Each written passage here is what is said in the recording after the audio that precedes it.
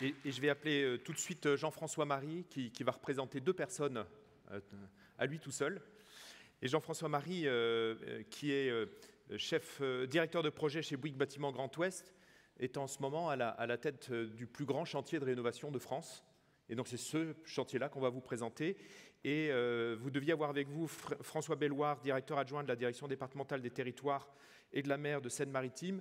Mais je crois qu'il a eu un empêchement aujourd'hui. Je crois que c'est le préfet qui lui demande d'être à ses côtés. Donc vous allez parler à deux voix. À vous la parole pour une vingtaine de minutes.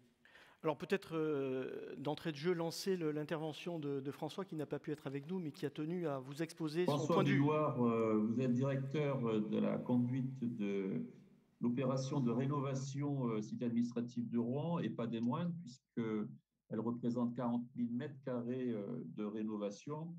La première question que nous souhaiterions vous poser, c'est pourquoi avez-vous rénové, pourquoi cet acte de rénovation, pas du tout reconstruire, et pour quel gain? En fait, la cité administrative de Rouen est un bâtiment d'après-guerre, puisqu'elle est construite sur le front de Seine de Rouen, qui a été totalement bombardé à la fin de la Deuxième Guerre mondiale. Et donc, c'est un bâtiment construit dans les années 50, même jusqu'à la fin des années 80.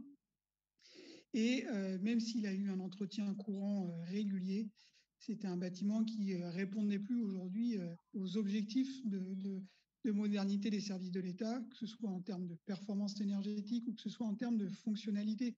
Finalement, de ce bâtiment, il n'était pas souple d'utilisation, il ne répondait vraiment pas aux objectifs de modernité des services. Et donc, on a étudié avec la préfecture, maître d'ouvrage de l'opération, plusieurs scénarios 2016-2017 pour permettre d'offrir finalement à l'ensemble des services de l'État, soit déjà présents dans la cité administrative de Rouen, soit à proximité immédiate, des locaux qui répondent aux objectifs de demain. Donc il y avait deux options, la réhabilitation complète de ce bâtiment ou la construction neuve. Et si le bilan économique était globalement équivalent à 25 ans sur les deux options, c'est vraiment le sujet de la réhabilitation qui est ressorti parce qu'on est sur un bâtiment exceptionnel par son positionnement en front de Seine, qui est dans la continuité de l'hôtel du département, qui était un bâtiment classé. Et on est dans de l'architecture internationale d'après-guerre. Donc il y a un respect finalement architectural du front de Seine qui nous semblait devoir être préservé. Et aujourd'hui, compte tenu du marché de l'immobilier rouennais, il était peu probable qu'on ait des opérateurs prêts à reprendre ce bâtiment dans l'état où il était. Et donc, c'était aussi un geste de la part de l'État de prendre en charge la réhabilitation complète et une deuxième vie de ce bâtiment. Donc, voilà les grandes raisons de cette réhabilitation. Okay, j'ai comme question, finalement, en tant que maître d'ouvrage, quels critères majeurs vous avez donné, pour ne pas dire imposé à l'entreprise? Qu'est-ce que l'entreprise devait respecter d'une manière majeure? S'il y a 2 ou 3 critères, quels sont-ils? Le premier, évidemment, c'est la performance énergétique. On s'inscrit totalement dans le grand plan d'investissement de la rénovation des cités administratives de France, 1 milliard d'euros au total. Et la cité de Rouen, c'est un des plus gros projets. Pour mémoire, c'est la 4e cité administrative de France. Et le projet de la cité administrative, c'est un marché de conception-réalisation à 82 millions d'euros. Donc, évidemment, le niveau national, l'ADIE, avait un regard très, très attentif sur le résultat performantiel au niveau énergétique. Donc ça, c'était le premier critère, atteindre le BBC Rénovation. Le deuxième, c'était la question du délai.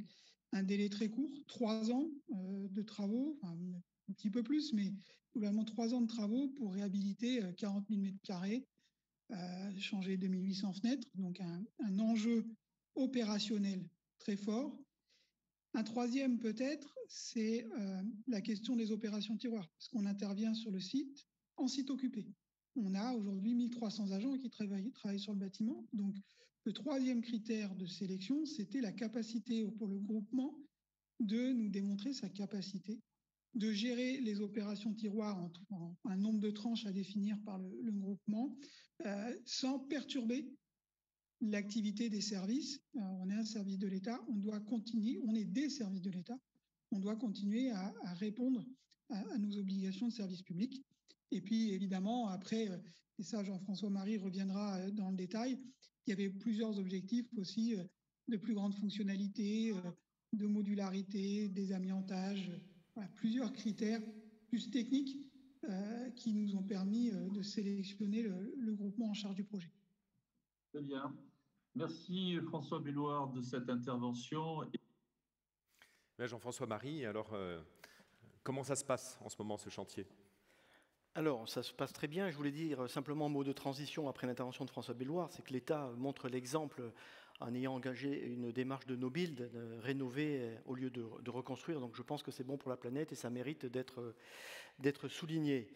Donc ce projet, c'est un grand plan d'investissement, 1 milliard 34 cités, François l'a expliqué. Une cité qui a plus de 50 ans d'âge, donc une vraie passoire thermique, un bâtiment extrêmement énergivore, inadapté au nouveau fonctionnement des services de l'État et sur plus de 40 000 mètres carrés, donc une nécessité absolue de passer par cette phase des rénovations et de modernisation. Le programme, François également l'a dit, un objectif affiché de l'État d'un bâtiment plutôt bas carbone avec une atteinte d'un niveau BBC rénovation, une optimisation des surfaces et puis aussi une modularité des espaces pour permettre donc aux agents de l'État de remplir leur devoir de service public. La maîtrise d'ouvrage est assurée par la préfecture de Seine-Maritime qui a confié une mission de conduite d'opération à une de ses directions, la direction départementale des territoires et de la mer. Je vous propose, avant de rentrer dans le détail opérationnel de l'opération, de découvrir en quelques images les caractéristiques du projet.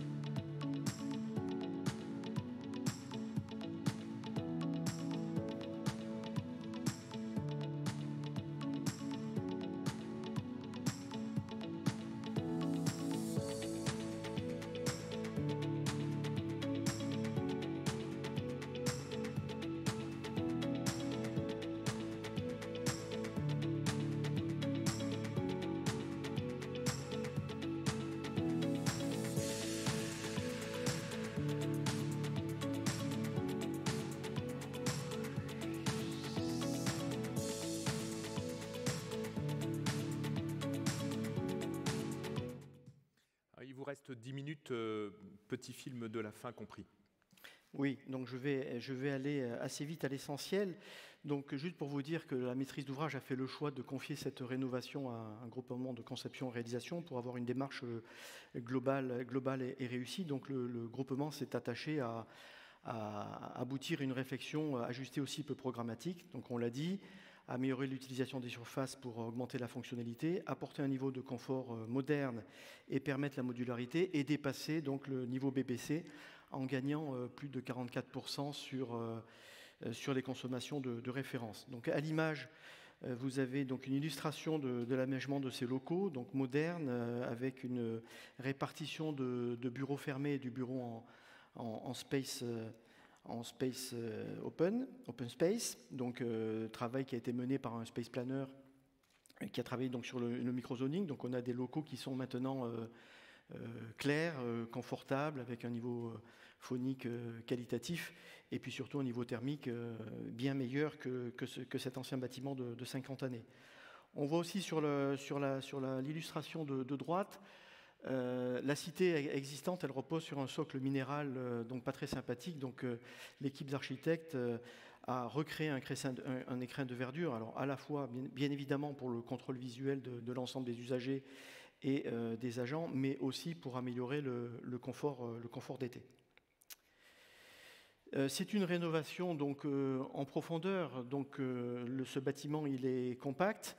Il y avait une volonté de l'État de conserver une façade avec sa sobriété, encore une fois à titre d'exemple, et de complètement refondre l'intérieur. Donc cette refonte, elle s'est organisée autour d'un vidage complet des structures. On a complètement vidé la boîte et on a déshabillé l'extérieur. Alors là, sur l'image, vous voyez des zones qui étaient équipées de murs rideaux qui ont été complètement retirées. Par contre, sur toutes les autres façades que vous avez vues sur l'image, donc c'est de la pierre existante qui était certes altérée par les années, mais que l'on a relookée par un hydrogommage. Et que vous avez conservé en grande partie. Et qu'on a conservé en grande partie, alors encore une fois, pour répondre à la sobriété attendue, mais aussi dans une démarche de frugalité, c'est-à-dire de ramener de la matière, de ramener des matériaux strictement là où nécessaire. Donc cette façade, on l'a conservée dans son état, on a bien évidemment changé et remplacé l'ensemble des châssis et refait les terrasses en apportant les performances d'isolation attendues et cohérentes avec la cible de BBC. Avant de curer, on a également pratiqué au retrait d'amiante. On avait beaucoup d'amiante sur ce projet-là. On a beaucoup d'amiante sur ce projet-là, notamment dans le sol et dans les menuiseries extérieures, et également d'ailleurs sur les parements de béton visibles, puisque les maçons de l'époque utilisaient des enduits amiantés. Alors le réemploi, la biodiversité, le recyclage. Hop là, c'est dans l'autre sens. Tac, tac, voilà. Tac. Alors, projet haute qualité environnementale bas carbone, donc pour illustrer les démarches nombreuses entreprises par le groupement. Déjà, dans une démarche d'économie circulaire, c'est de vider donc, les locaux. Donc, l'État nous a laissé 1500 bureaux, 1500 tables et 1500 armoires. Donc, on a actionné les filières locales pour réemployer utilement et donner une deuxième vie à l'ensemble de ces mobiliers. On a travaillé aussi sur la revalorisation de certains déchets, alors pas tous et je vais expliquer pourquoi. On a pu travailler sur le retraitement des produits de curage, notamment de déconstruction des cloisons briques, à la fois sur les doublages de façade et également sur la distribution des pièces. On avait également des cloisons bois qu'on a pu retraiter. On a eu un peu plus de difficultés simplement parce que les filières de proximité n'existent pas, à retravailler les faux plafonds qui étaient des faux plafonds de type bacula, c'est-à-dire des canisses revêtus de plâtre. Donc les filières n'existaient pas à proximité, donc aller les chercher plus loin n'était pas réaliste, d'autant plus qu'il faut séparer le plâtre des canisses. Mais c'est un sujet à creuser sur les prochaines opérations. Et sur le remplacement des châssis, 2800 châssis, on s'est également heurté à la difficulté du fait que les joints entre le vitrage et les châssis acier étaient amiantés, donc avec des impacts économiques peu cohérents avec les objectifs. Et là, on a une image un peu obscure, c'est un travail sur la biodiversité en terrasse. Alors la biodiversité en terrasse, c'est un bâtiment en centre-ville qui était occupé par une faune importante, une quinzaine d'espèces d'oiseaux, différentes espèces de chauves-souris. Donc pour l'anecdote, le groupement s'est attaché à protéger l'habitat pendant les travaux. Donc on a fait des résidences provisoires pour ces petites bêtes-là.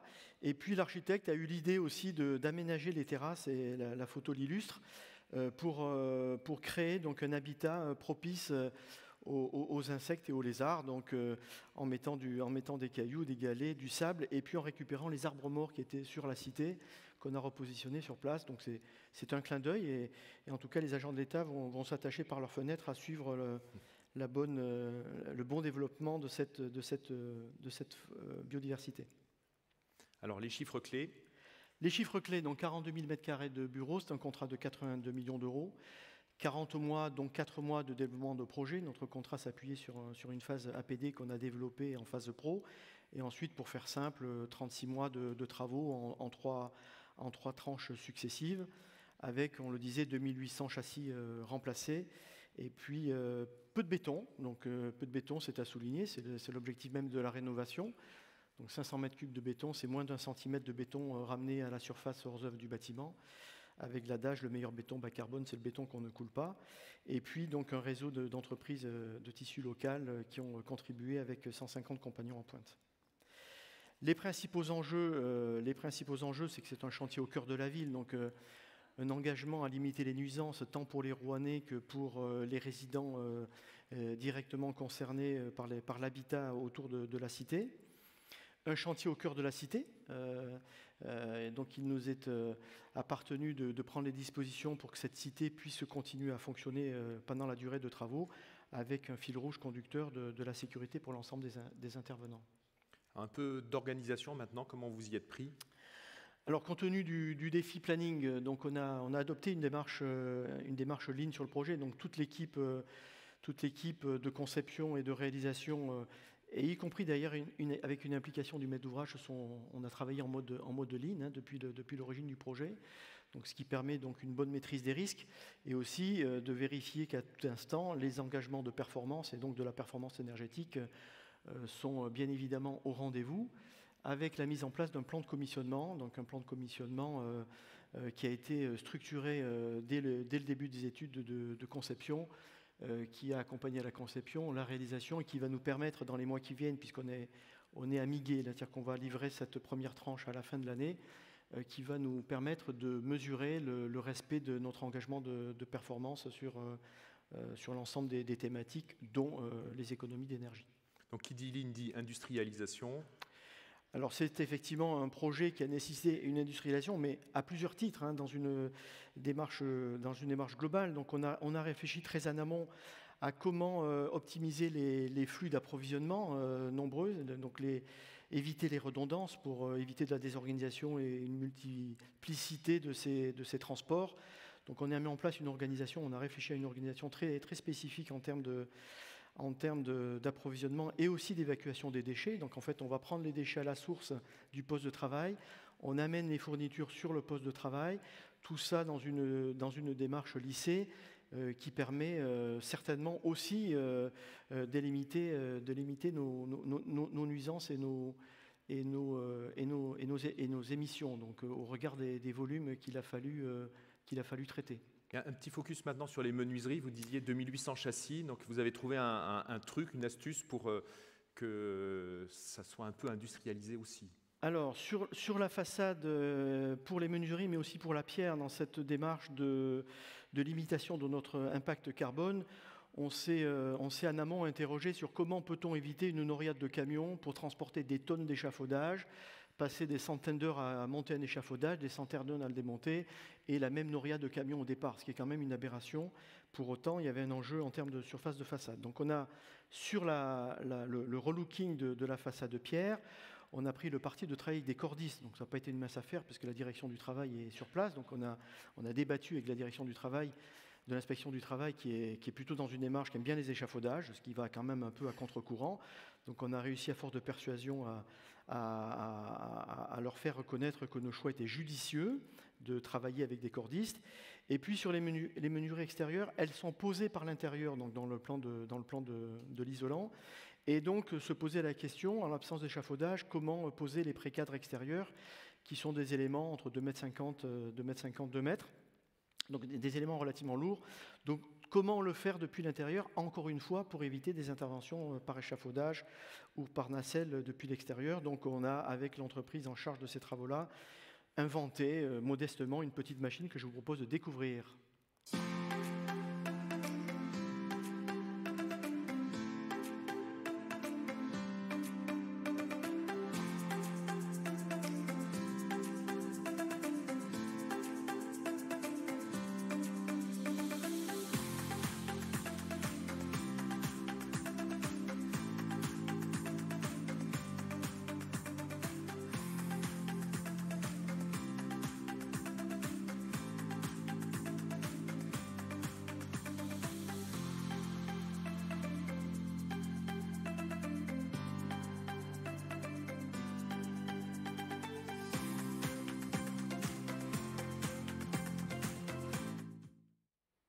Je crois qu'on est arrivé à la fin.